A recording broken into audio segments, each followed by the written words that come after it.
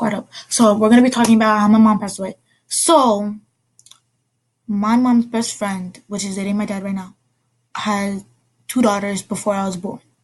One of them, I'm pretty sure, was 5 when I was born, and then the other one was 2 because we're 2 years apart. And when I was born, all the 2-year-old had all her. We're gonna give her a fake name because that's just how I am.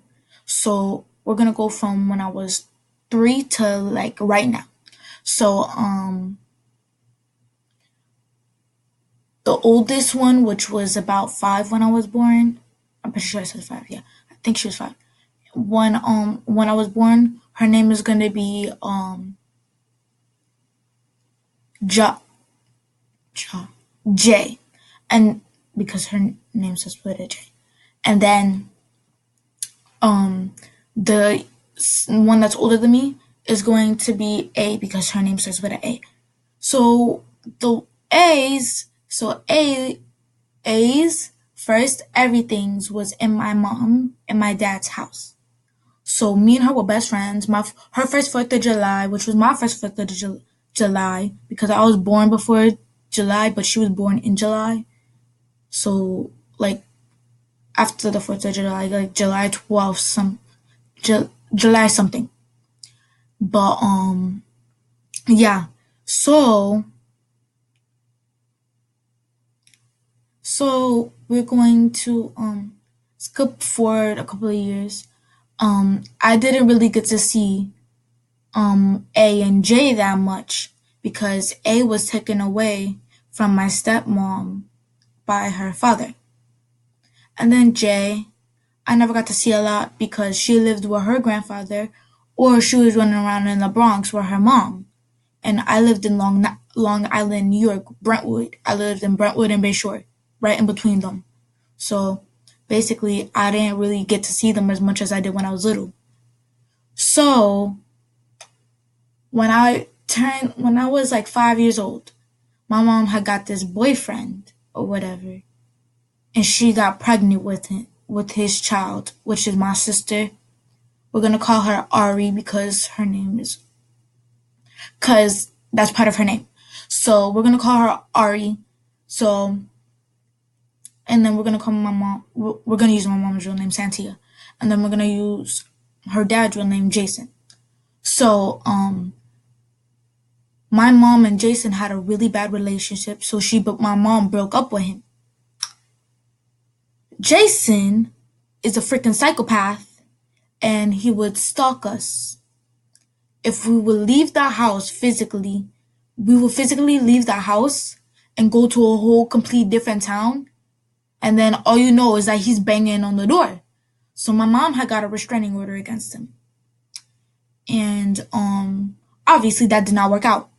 So my mom was trying to take him to court and everything because he kept sending in threats. He took my sister away from my mother for like 3 days straight and no sign, no word. And the cops had just came 2 hours before that. And he came upstairs, took the baby, ran and left, got into his car and he left. And keep in mind, we was the apartment building right above him. Because him and my mom had gotten into a house that was underneath my aunt. And me and my mom had lived with my aunt, which was right above us. So like if we needed anything, we would just be like banging on the ceiling, like get us something, like straight. Like that's how he was. And so basically that happened, yeah. And all this drama and stuff kept happening. And my mom kept calling the cops. And keep in mind, they still had an active restraining order. He could go to jail for this. They never arrested him. And so we're getting closer to the day my mom passed away. So he just kept coming back into our house. He kept throwing our stuff away. Like he threw my hamster. I'm glad she survived this. When I was 5 years old, I had this hamster, which she's still alive. We just gave her away. I still keep up with her and everything. But I had this hamster, and I got rid of her when I was like 4 years ago. And I got this hamster. He picked her, put her in this little ball thing, and kicked her across the street, like in between cars, and she never got ran. I love God for this because she never got ran over. She never got ran over. But I was screaming my head off. I was like, Mama, bed outside. What is this grown man doing? And keep in mind, I'm a little 5-year old talk about this. And I'm just over here, Mom, look at what he's doing. He's taking my stuff out of my room. And she's calling the cops over and over and over again on this boy. And nobody's doing anything about it. And they have an active restraining order. Let's keep this in mind still. They have an active restraining order. So, me being a little 5-year old in New York, running around, doing what I want because, like, I knew everybody where I lived. Like, it's not, you don't know this person, you don't know nobody. It's, you know everybody on the block. So, everybody on the block knew this problem. What's my tongue? Ew. Um, so everybody on the block knew about this problem, and each time the cops would come, they would be like, "They have an active restraining order. Why aren't you arresting this dude? Why aren't you arresting this dude? They have a restraining order.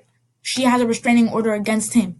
Get him to jail." And everybody was always talking about he needs to go to jail. Put him in a jail cell. Like, he needs to go into jail to learn to leave us the hell alone. But Suffolk County police was still not doing nothing. They wasn't doing anything about this.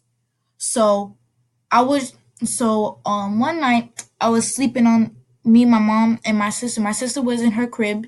She was 3 months old because May, June, July. Yeah, my sister, she was 3 months old. So my 3-month old sister went through everything. I didn't even take her out the room when I left. Okay, listen. So I was sleeping and I hear banging on the door. So I look out the peephole and I'm like, Mom, there's cops at the door. And she's like, what do you mean? Tell them I didn't do nothing. And I'm like, Mom, there's cops at the door with shields and everything. Like, you know those little things that they hold when they, like, it was a whole SWAT team at our door. So I was like, Mom, it's SWAT. And she's like, what do you mean it's SWAT? I'm like, it's SWAT, Mom, get up. I'm like, they're not gonna leave. They said they're not gonna leave, and she was like, why? I said, no say. Well, I was raised on Spanish and English, so like, um, when I was a baby, when I meant I don't know. I used to say no say because that's just how I was raised. So I was like, no say, they won't leave. No say, no say. And she was like, what's going on? I said, no say. And I was like, get up and go to the door. They're wanting you. And then she was like, tell them I didn't do anything. And I was like, can you go away, please? She said she didn't do anything. Nobody's coming to harm us or anything. So can you go, please? And they was like, well, I said, no say. And I was like, go. I was like, leave us alone. Honestly, I was really confused why they didn't knock down our door. And it turns out they was coming to save my mom because there was calls about my mom's boyfriend running around with a gun talking about something he gonna shoot all of us and kill himself too. So when I went back to sleep, and then a policeman broke down our door and said, "Get out of this house now, little girl." So I was like, "Mom, mom, mom, mom, mom, mom, mom." And she was like, "What?" I was like, "The cops are here. They're telling me to go." She was like, "Then go with the cops." I was just like, "You're not gonna come with me?" So it was. I'm not even gonna like. I'm laughing because of like when you think about it. It's when it happened. It's funny the way people say it. It was the way she said it. Like, if I smile about something that's like really not funny, it's just the way somebody said it or somebody did it. So yeah, like that. So she was like, I was just like, "You're not gonna come with me or nothing." So when I went downstairs, everybody the whole building, the whole apartment complex evacuated the building. Like, nobody was left in that building alone. Besides my mom and my sister, and that's not alone. And the cop was just hanging up there, just sitting there. And then eventually he came out the room and said, "Your mom's okay. You're just gonna come with us because your aunt got hit by a car." I do not believe. I already know what happened. They just told me that so I could get to the hospital with my cousin. My cousin was in. We were in an ambulance, like a straight ambulance, but nobody was in it. So I was like, "Where's your mom?" He was like, they told me there was an. They told me that she was in the hospital. My aunt was not in the hospital until like after the whole thing happened with my mom. The whole situation happened. So I wasn't okay. I had just turned 5, so I wasn't even in school yet. Well, I was in preschool, but I wasn't even in like kindergarten, first grade, nothing like that. So it was just like a 5-year old who ain't got school, like living with their grandparents. That's kind of was my situation. Why am I skipping ahead? What the fool? Okay, so um, so when I left, they was asking me all questions like who did I live with. I was like, I live with my aunt, my cousin, my sister, and my mama. And they was like, you got a big vocabulary for a little girl. I was like, I know. I know. So when we got to the hospital, I eventually fell asleep. The next morning, I woke up in my grandmother's house. I said, I want to go home. Where is my mom? I want to go home. Your mom passed away last night while you were in the hospital. And I swear, I was like, oh, so she's gonna come back to life. And everybody was like, yeah, sure, that's gonna happen. And turns out that my mom, she died because my sister's dad shot her. And he didn't go to jail or anything because he committed suicide right after that. And he blew out his brains. And basically, my aunt was hearing the whole thing, didn't do nothing about it, but she jumped out a window. So cause she heard, really? Because she heard the gunshot. And, so it was kind of like that. She kind of heard the gunshot. And, yeah, she heard the gunshot. So she jumped out of a second story window, ended up, what the freak? I don't know how I did that. She ended up breaking both of her legs. So she was in like a waist down cast. Had to hold her, not like a full body cast, but she had to roll around in a wheelchair because both of her legs were broken. So I was just like, really, how did this happen? And everybody wouldn't tell me. So I was like, just take me home. So when we got to the apartment complex, everybody was crying. Everybody was like, Anaya, we have pictures of your mom. And I was like, oh.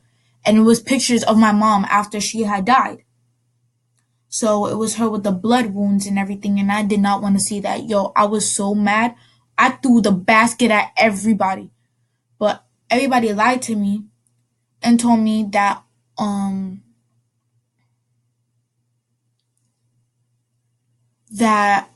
a car had went through. I guess this was after my mom had died because there was a giant. Somebody did crash into our building. A car had crashed straight into our building. A car crashed in. A car had crashed into our building, that our apartment complex building. So I was like, my mom died in a car accident, basically. But years later, like just 2 years ago, I found out what really happened.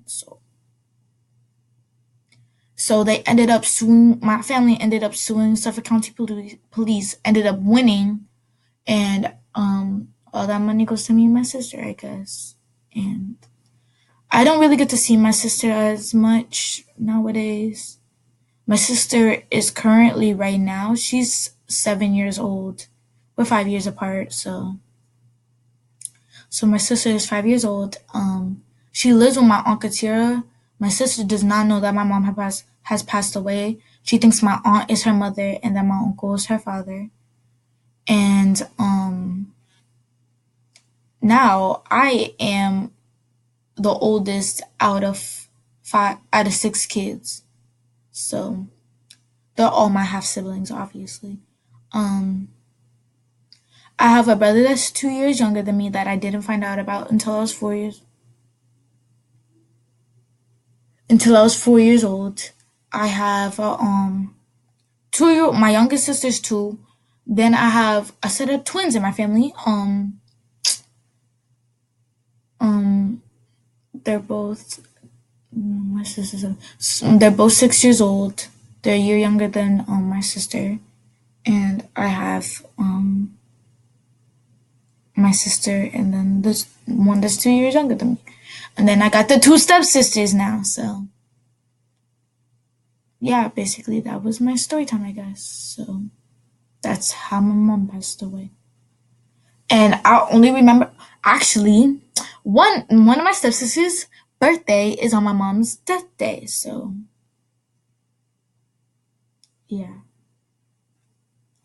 Bye guys. See you guys later, I guess. Like